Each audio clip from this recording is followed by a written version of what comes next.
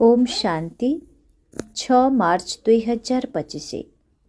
बाबा कहते मीठे बच्चे तुम आत्मा मानंकु जेपरी एही शरीर रूपी सिंहासन मिलछि सेहीपरि बाबा मध्य एही दादांकर भ्रुकुटी सिंहासन उपरे विराजमान होइछन्ति। तांकर निजर कौनसी सिंहासन नाही। आजिर प्रश्न, जो पिलामानंक भितरे ईश्वरीय संतानर स्मृति रहुछि सेमानंकर लक्षण कौन होइथिबो? जो पिलामानंक भितरे ईश्वरीय संतानर स्मृति रहुछि सेमानंकर लक्षण कौन होइथिबो? उत्तर, सेमानंकर भितरे सच्चा प्रेम एकमात्र बाबांक सहित थिबो। ईश्वरीय संतान माने केबे हेले लड़ेई झगड़ा करिबे नाही। सेमानंकर केबे भी काहा प्रति कुदृष्टि हेब नाही। जेतेबेले ब्रह्मा कुमार कुमारी अर्थात भौनी भाई होई गले तेबे विकारी दृष्टि होई पारिबो नाही। गीत छोड़ भी दे आकाश सिंहासन इस धरती पर आ जा रे। ओम शांति। पिलामाने जानिछन्ति जे बाबा आकाश सिंहासन छाड़ी एबे दादा अर्थात ब्रह्मांकर शरीर को निजर सिंहासन करिछन्ति। ताहाकु छाड़ी एठारे आसी बसिछन्ति। एही आकाश तत्व हेउछि जीव आत्मा मानंकर सिंहासन। आत्मा मानंकर सिंहासन हेउछि सेही महतत्व जेउठी तुमे आत्मा माने बिना शरीर रे रहिथिल। आकाशरे जेपरि तारका माने रहिछन्ति ना, सेहीपरि तुमे आत्मा माने मध्य बहुत छोट छोट रूपरे सेठारे रहुछ। आत्मा को दिव्य दृष्टि बिना देखा जाई पारिबो नाही। तुमको एबे एही ज्ञान मिलिछि जेपरि तारका केते छोट, सेहीपरि आत्मा माने मध्य बिंदु सदृश अटंती। एबे बाबा सेही आकाश सिंहासन त छाड़ी देइछन्ति। बाबा कहउछन्ति तुमे आत्मा माने मध्य सिंहासन छाड़ी एठाको आसी एही शरीर को निजर सिंहासन करिछ। मोर मध्य निश्चित शरीर दरकार। मोते समस्ते पुराणा दुनिया को ही डाकुछन्ति। गीत मध्य अछि ना, दूर देश का रहने वाला। तुमे आत्मा माने जेउठारे रहुछ ताहा हेउछि आत्मा मानंकर एवं बाबांकर देश। पुणी तुमे स्वर्ग को जाउछ जहार स्थापना बाबा करुछन्ति। बाबा निजे सेही स्वर्ग को जीवे नाही। निजे तो बाणीरो ऊर्ध्वरे बानप्रस्थरे जाई रहुछन्ति। स्वर्गरे तांकर आवश्यकता नाही। से तो दुख सुखरु अलगा अटंती ना। तुमे सुख भोग करुछ तो दुख मध्य भोग करुछ। एबे तुमे जानुछ आमे ब्रह्मा कुमार कुमारी माने भौणी भाई अटु। तेणु परस्पर प्रति कुदृष्टिर ख्याल मध्य आसिबा अनुचित। एठारे तो तुमे बाबांक सम्मुखरे बसिछ। परस्पर भाई भौणी अट। पवित्र रहिबार उपाय देख किपरि। एही कथा कौनसी शास्त्र रे नाही। समस्तंकर पिता जणे, तेणु समस्ते संतान होइगल ना। तेणु पिलामानंकु निज निज भितरे लड़ेई झगड़ा करिबा अनुचित। वर्तमान तुमे जानुछ जे आमे ईश्वरीय संतान अटु। पूर्वरु आसुरी संतान थिलु। एबे संगम जुगरे ईश्वरीय संतान होइछु। पुणी सत्य जुगरे दैवी संतान हेबु। यही चक्र विषय रे पिलामाने एबे जानि सारिछन्ति। तुमे ब्रह्मा कुमार कुमारी अट। तेणु केबे कुदृष्टि जीव नाही। सत्य जुगरे कुदृष्टि न थाए। रावण राज्य रे कुदृष्टि होई थाए। तुमको एबे एकमात्र बाबांक बिना आउ कहार स्मृति रहिबा उचित नुहे। सबठारु अधिक एकमात्र बाबांक प्रति स्नेह रहु। मोर त एक शिव बाबा, द्वितीय केही नुहे। बाबा कहउछन्ति पिलामाने एबे तुमको शिवालय को जीवाकू हेब। शिव बाबा स्वर्गर स्थापना करुछन्ति। अधा कल्प हेब रावणर राज्य चली आसीछि, जहा द्वारा तुमे माने दुर्गति को प्राप्त करिछ। रावण कौन ताकू काहेकि जलाउछन्ति एकथा मध्य केही जानि नाहंती। शिव बाबांकु मध्य जानि नाहंती। ଯେପରି ଦେବୀମାନଙ୍କୁ ସଜାଇ ପୂଜା କରି ବୁଡ଼ାଇ ଦେଇଥାନ୍ତି, ସେହିପରି ଶିବ ବାବାଙ୍କର ମଧ୍ୟ ମାଟିର ଲିଙ୍ଗ ତିଆରି କରି ପୂଜା ଆଦି କରି ପୁଣି ମାଟିକୁ ମାଟିରେ ମିଶାଇ ଦେଇଥାନ୍ତି। ସେହିପରି ରାବଣକୁ ମଧ୍ୟ ତିଆରି କରି ଚଳାଇଥାନ୍ତି। କିଛି ହେଲେ ବୁଝନ୍ତି ନାହିଁ। କହୁଛନ୍ତି ମଧ୍ୟ ଏବେ ରାବଣ ରାଜ୍ୟ ଚାଲିଛି, ରାମ ରାଜ୍ୟର ସ୍ଥାପନା ହେବ। ଗାନ୍ଧିଜୀ ମଧ୍ୟ ରାମ ରାଜ୍ୟ ଚାହୁଁଥିଲେ। ତେବେ ଏହାର ଅର୍ଥ ରାବଣ ରାଜ୍ୟ ଅଛି ନା? ଯେଉଁ ପିଲାମାନେ ଏହି ରାବଣ ରାଜ୍ୟରେ କାମଚିତା ଉପରେ ବସି ଜଳି ଯାଇଥିଲେ, ବାବା ଆସି ପୁନର୍ବାର ତାଙ୍କ ଉପରେ ଜ୍ଞାନର ବର୍ଷା କରି ସମସ୍ତଙ୍କର କଲ୍ୟାଣ କରୁଛନ୍ତି। ଯେପରି ଶୁଖିଲା ମାଟିରେ ବର୍ଷା ପଡ଼ିବା ଦ୍ୱାରା ଘାସ ବାହାରିଥାଏ, ତୁମ ଉପରେ ମଧ୍ୟ ଜ୍ଞାନର ବର୍ଷା ନ ହେବା ଦ୍ୱାରା କେତେ କାଙ୍ଗାଳ ହୋଇଯାଇଥିଲ। ଏବେ ପୁଣି ଜ୍ଞାନର ବର୍ଷା ହେଉଛି, ଯାହାଦ୍ୱାରା ତୁମେ ବିଶ୍ୱର ମାଲିକ ହୋଇଯିବ। ଯଦିଓ ତୁମେ ଗୃହସ୍ଥ ବ୍ୟବହାରରେ ରହୁଛ, କିନ୍ତୁ ଭିତରେ ବହୁତ ଖୁସି ରହିବା ଉଚିତ। କୌଣସି ଗରିବର ପିଲା ଯଦି ପାଠ ପଢ଼େ, ତେବେ ପାଠପଢ଼ା ଦ୍ୱାରା ସେ ବାରିଷ୍ଟର ଆଦି ହୋଇଥାଏ। ସେ ମଧ୍ୟ ବଡ଼ ବଡ଼ ଲୋକଙ୍କ ସାଥିରେ ବସିବା, ଖାଇବା, ପିଇବା ଇତ୍ୟାଦି କରିଥାଏ। ଶରୀରର କଥା ମଧ୍ୟ, ଶବରୀର କଥା ମଧ୍ୟ ଶାସ୍ତ୍ରରେ ଅଛି ନା? ତୁମେ ଜାଣିଛ, ଯିଏ ସବୁଠାରୁ ଅଧିକ ଭକ୍ତି କରିଛନ୍ତି, ସିଏ ହିଁ ସବୁଠାରୁ ଅଧିକ ଜ୍ଞାନକୁ ଗ୍ରହଣ କରିବେ। ଭକ୍ତି ଆରମ୍ଭରୁ ସବୁଠାରୁ ଅଧିକ ତ ଆମେ ହିଁ କରିଛୁ। ପୁଣି ଆମକୁ ହିଁ ବାବା ପ୍ରଥମେ ପ୍ରଥମେ ସ୍ୱର୍ଗକୁ ପଠାଇ ଦେଉଛନ୍ତି। ଏହା ହେଉଛି ଜ୍ଞାନଯୁକ୍ତ ଯଥାର୍ଥ କଥା। ବାସ୍ତବରେ ଆମେ ହିଁ ପୂଜ୍ୟ ଥିଲେ, ପୁଣି ପୂଜାରୀ ହେଉଛେ, ପୁଣି ଧୀରେ ଧୀରେ ତଳକୁ ଓହ୍ଲାଇ ଚାଲିଲେ। ପିଲାମାନଙ୍କୁ ଏବେ ସମସ୍ତ ଜ୍ଞାନ ବୁଝାଯାଉଛି।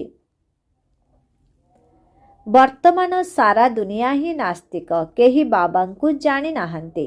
ସେଥିପାଇଁ ନେତି ନେତି ଅର୍ଥାତ୍ ଆମେ ଜାଣିନାହୁଁ ବୋଲି କହିଦେଉଛନ୍ତି।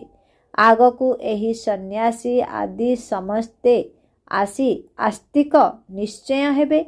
କେହି ଜଣେ ସନ୍ନ୍ୟାସୀ ଆସିଗଲେ ମଧ୍ୟ ସମସ୍ତେ ତାଙ୍କ ଉପରେ ବିଶ୍ୱାସ କରିବେ ନାହିଁ। କହିବେ ଏହାଙ୍କୁ ବ୍ରହ୍ମାକୁମାରୀମାନେ ଯାଦୁ ଲଗାଇ ଦେଇଛନ୍ତି। ତାଙ୍କ ଚେଲାକୁ ଗଦି ଉପରେ ବସାଇ ତାଙ୍କୁ ବାହାର କରିଦେବେ। ଏହିପରି ବହୁତ ସନ୍ନ୍ୟାସୀ ତୁମ ପାଖକୁ ଆସିଛନ୍ତି, ପୁଣି ଗୁପ୍ତ ହୋଇଯାଇଛନ୍ତି। ଏହି ଡ୍ରାମା ବହୁତ ବିଚିତ୍ର।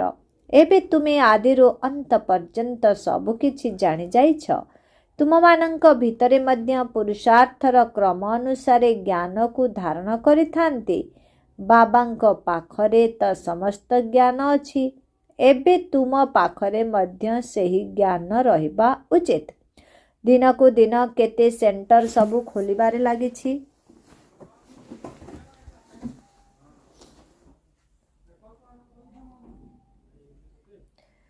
ପିଲାମାନଙ୍କୁ ବହୁତ ଦୟାଶୀଳ ହେବାକୁ ପଡ଼ିବ। ବାବା କହୁଛନ୍ତି ନିଜ ପ୍ରତି ମଧ୍ୟ ଦୟାଶୀଳ ହୁଅ, ନିର୍ଦ୍ଦୟ ହୁଅ ନାହିଁ। ନିଜ ଉପରେ ଦୟା କରିବାକୁ ହେବ। କିପରି ତାହା ମଧ୍ୟ ବୁଝାଉଛନ୍ତି। ବାବାଙ୍କୁ ମନେ ପକାଇ ପତିତରୁ ପାବନ ହେବାକୁ ପଡ଼ିବ। ପୁଣି କେବେ ବି ପତିତ ହେବା ପାଇଁ ପୁରୁଷାର୍ଥ କରିବା ଉଚିତ ନୁହେଁ। ଦୃଷ୍ଟି ପବିତ୍ର ହେବା ଉଚିତ। ଆମେ ବ୍ରାହ୍ମଣମାନେ ହେଲେ ଈଶ୍ୱରୀୟ ସନ୍ତାନ। ଈଶ୍ୱର ଆମକୁ ପୋଷ୍ୟ କରିଛନ୍ତି ନା? ତେଣୁ ଏବେ ମନୁଷ୍ୟରୁ ଦେବତା ହେବାକୁ ପଡ଼ିବ।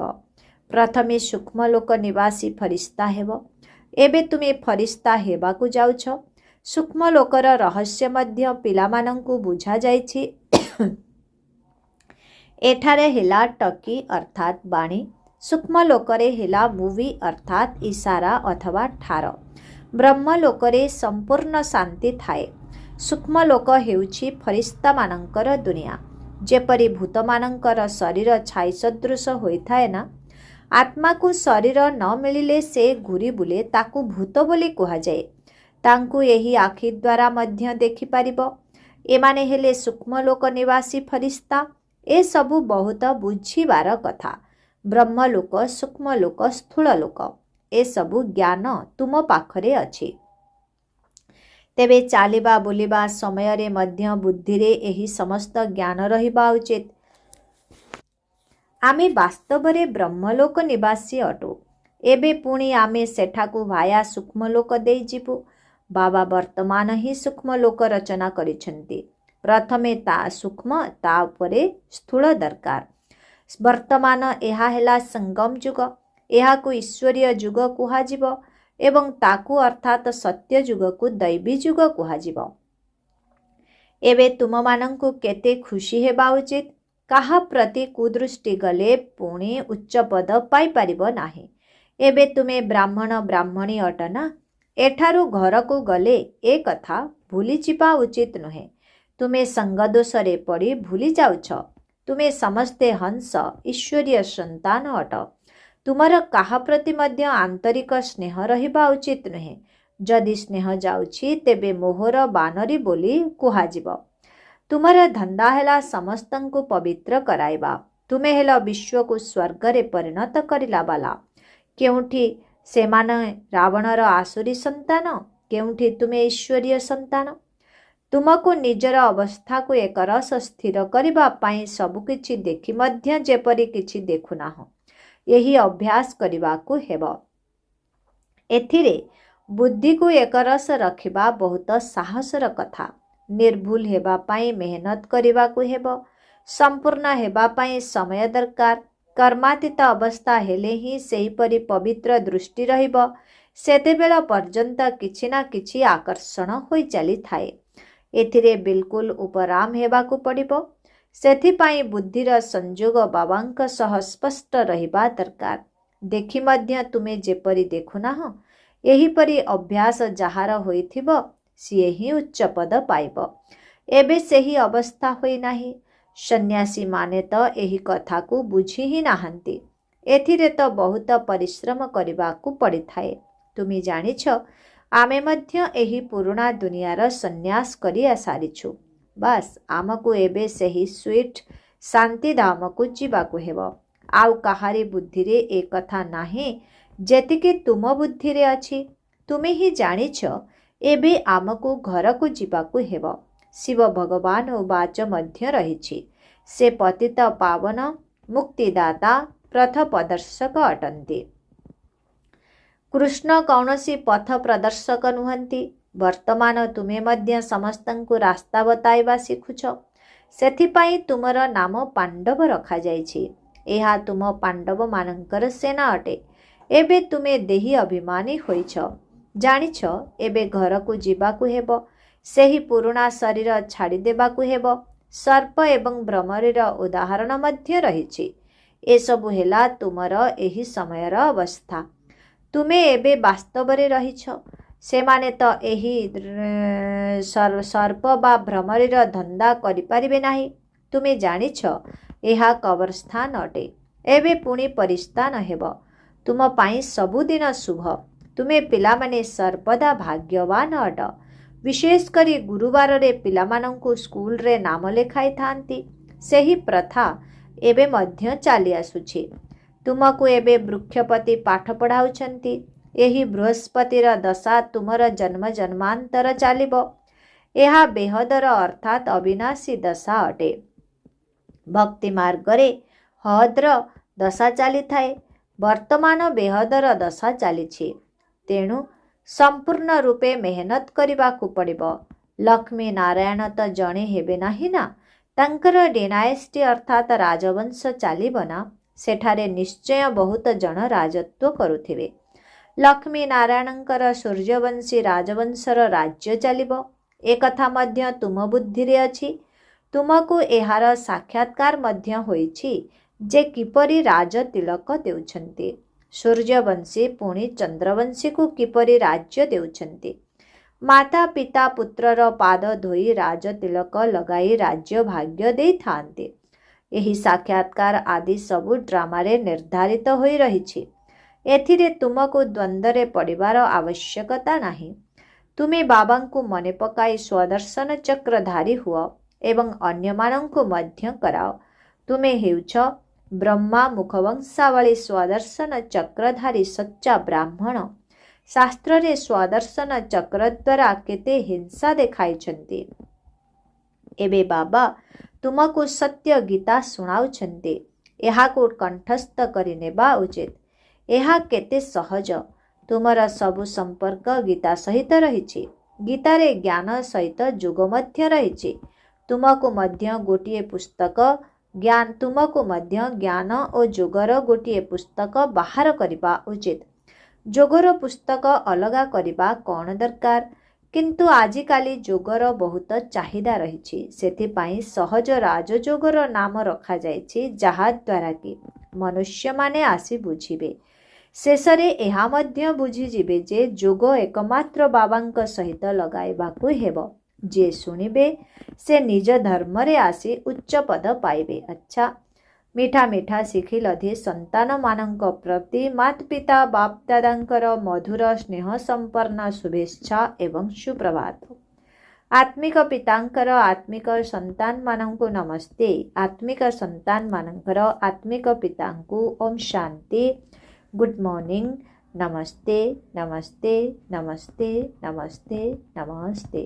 शुक्रिया बाबा, शुक्रिया। ओम शांति। धारणा पाई मुख्य सार। निज उपरे निजकु दया करिबाकु हेबो। निजर दृष्टि को बहुत बहुत पवित्र रखिबाकु हेबो। स्वयं ईश्वर आमकु मनुष्यरु देवता करिबा पाई निजर संतान करिसंती। सेथिपाई पतित हेबार विचार केबे भी आसीबा उचित नुहे। 2 नंबर, संपूर्ण कर्मातीत अवस्था को प्राप्त करिबा पाई सदा सर्वदा उपराम अर्थात निश्चिंत रहिबार अभ्यास करिबाकु हेबो। एही दुनिया रे सबु किछि देखुथिले मध्य किछि भी देखिबार नाही। एही अभ्यास द्वारा निजर अवस्था को एक रस अर्थात स्थिर रखिबाकु हेबो। आजिर वरदान। प्रति पादरे पद्मर रोजगार जमा करुथिबा सर्व संपत्ति रे संपन्न बा तृप्त आत्मा हुआ। प्रतिपादरे पद्मर रोजगार जमा करुथिबा सर्व संपत्ति रे संपन्न बा तृप्त आत्मा। जेउ पिलामाने बाबांकर स्मृति रे रही प्रत्येक पाद पकाउछंती सेमाने प्रतिपादरे पद्मर रोजगार जमा करुछंती। एही संगम जुगरे ही पद्मर रोजगार करिवार खणी मिली थाए। एही संगम जुगरे ही पद्मर रोजगार करिवार खणी मिली थाए। संगम जुग ही जमा करिबार जुग। एबे जेते जमा करिबाकु चाहिबो सेते जमा करि पारिबो। गोटिए पाद अर्थात गोटिए सेकेंड मध्य जमा करिबा बिना बीती न जाऊ अर्थात व्यर्थ न हेउ। भंडार सर्वदा भरपूर रही थाउ। जेपरि गायन अछि, ब्राह्मण मानंकर भंडार रे कौनसी वस्तु अप्राप्त न थाए। सेहिपरि तुममानंकर संस्कार हेउ। जदि वर्तमान एहिभଳି तृप्त बा संपन्न आत्मा हेब तेबे भविष्यतरे असरंती संपत्तिर मालिक हेब। आजिर स्लोगन। कौनसी कथारे अशांत हेबा परिवर्ते ज्ञानवान आत्मार आसन उपरे स्थित हुआ। कौनसी कथारे अशांत हेबा परिवर्ते ज्ञानवान आत्मार आसन उपरे स्थित हुआ। मातेश्वरी जींकर अनमोल महावाक्य। अधा कल्प ज्ञान मार्ग ब्रह्मांकर दिन एवं अधा कल्प भक्ति मार्ग ब्रह्मांकर राति। अधा कल्प ब्रह्मांकर दिन एवं अधा कल्प ब्रह्मांकर राति। एबे रात्रि समाप्त होई सकाळ हेब। एबे परमात्मा शिव बाबा आसी अंधकार को समाप्त करी प्रकाशर सूर्य उदय करुछंती। ज्ञान हेला प्रकाश एवं भक्ति अंधकार। गीता मध्य गान करुछंती। इस पाप की दुनिया से दूर कहीं ले चल, चित्त चैन जहाँ पावे। यही पापर दुनियारू नहीं चल आउ केउ आड़कू, जेउठी चित्त शांति पाइब। एहा हेउछि अशांतिर दुनिया। एठारे शांति नाही। मुक्ति रे तो ना शांति अछि ना अशांति। सत्य जुग एवं त्रेता जुग हेला शांतिर दुनिया।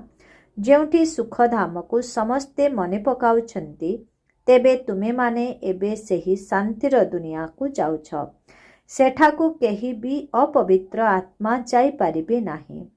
से माने शेष समय रे धर्मराजंक ठारू दंड भोग करी कर्मबंधनरु मुक्त होई शुद्ध संस्कार नहीं जानती।